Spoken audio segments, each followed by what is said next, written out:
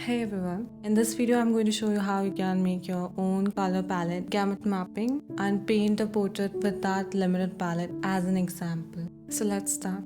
So the book that got me into gamut and gamut masking is Color and Light by James Gurney. This color wheel is slightly different. The complementary colors are not directly opposite to each other. As you move towards the center, the color or chroma gets more and more desaturated till it becomes gray. You are supposed to use as many, if not all, pure color as your starting hue. But I just had yellow, red, blue, green and this blue, which I kind of added a bit of ultramarine to this, so it's not all pure. I mixed this orange with spectrum yellow and red, this cool red, primary red and a bit of ultramarine blue, and increasing the amount of blue for the next two hues in between. Primary blue with a bit of ultramarine blue. I tried to mix cyan with primary blue and spectrum yellow. This with primary blue plus spectrum yellow and permanent green.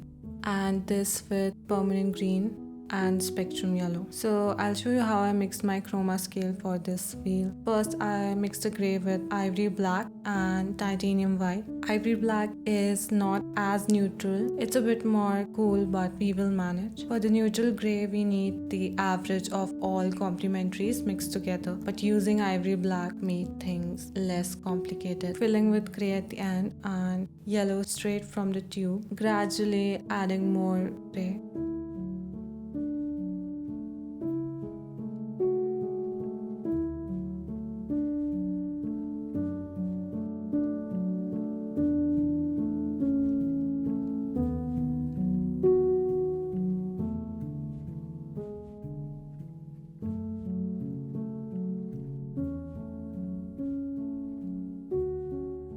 So the thing with painting using a color wheel is that it's two-dimensional, just hue and chroma. It's missing its third dimension, that is value, which is really important.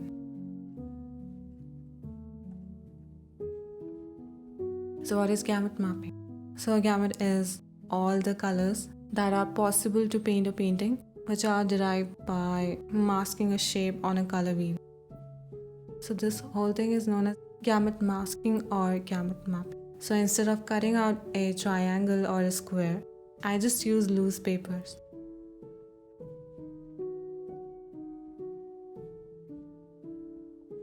So this is a gamut map. The corners of this triangle are the primary colors and the midpoint between the primaries will be the secondaries. And the center of this map becomes the neutral gray. Everything out of this map will remain outside. We will just work with this. You can change the shape however you want, even more compact and sophisticated.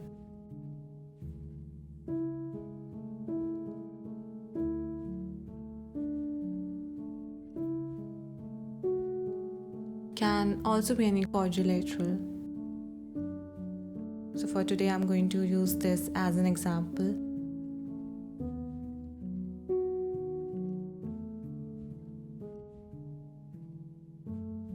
You remember how I painted these lighter and darker values? These are the value possibilities for this particular hue. So now I'm going to show you how I mix my values for this gamut map.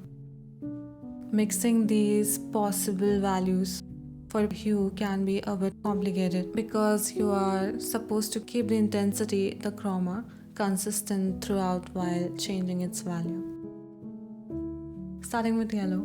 This is a primary yellow for this painting, which is mixed with spectrum yellow and gray. For the lighter value, spectrum yellow and white. For the darker value, I'm using burnt umber. If I want to go any darker, I can use more of it. You can also use raw umber to cut the orange undertone or a bit of blue for accuracy. I just left it for now. For red, some primary red with a bit of ultramarine blue and gray. For lighter value, I added some white and more primary red to keep its intensity. For the darker value, primary red, spectrum red and a bit of ivory black. Ultramarine blue for blue. This is the easiest to mix. Titanium white for lighter values and ivory black for darker value. So these are the possible values for each hue. There is a need to go darker on the first two. I just use burnt umber as my darkest. So these are all the colors that I mixed with a knife. Mixed an extra value for this red. I also included white as my lightest value. So for the underpainting, I'll go with the same red and yellow. While painting, just keep in mind that these three are our main three primaries for this painting.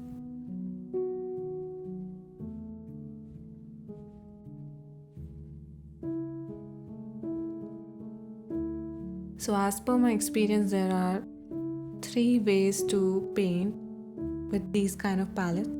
First is painting with no rules. Paint with whatever color and put it on whichever part you feel like. Second is to just try to get as close as possible to the color as you can from a reference or subject. And third one, which is what I actually try to practice, is to interpret the color according to your palette. Which means if you're supposed to paint a flower which is yellow in color, but there is no yellow in your palette, so now you'll just paint it with the yellowest color. Relatively, the yellow for your painting can be an orange or a green or maybe a grey, and it will end up working together.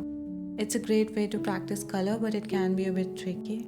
It's like constantly solving a puzzle. First interpret the color on your subject, then once again in your mind, according to the palette you're working with.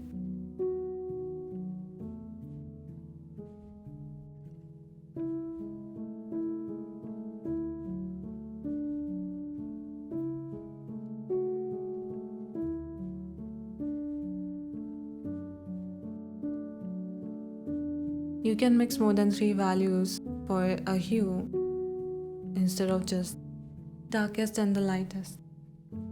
Premixing these colors with their values saves a lot of time while painting.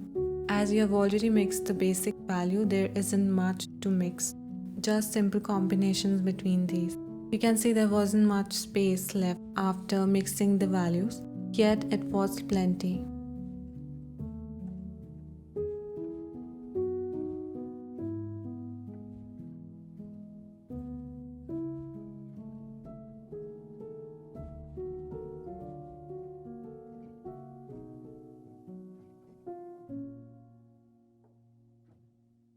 You can read more about the Winsor color system and the Winsor color tree and how you can paint color charts for a particular hue with all its chroma and value variation, and use it as a guide if you get stuck with mixing a particular value.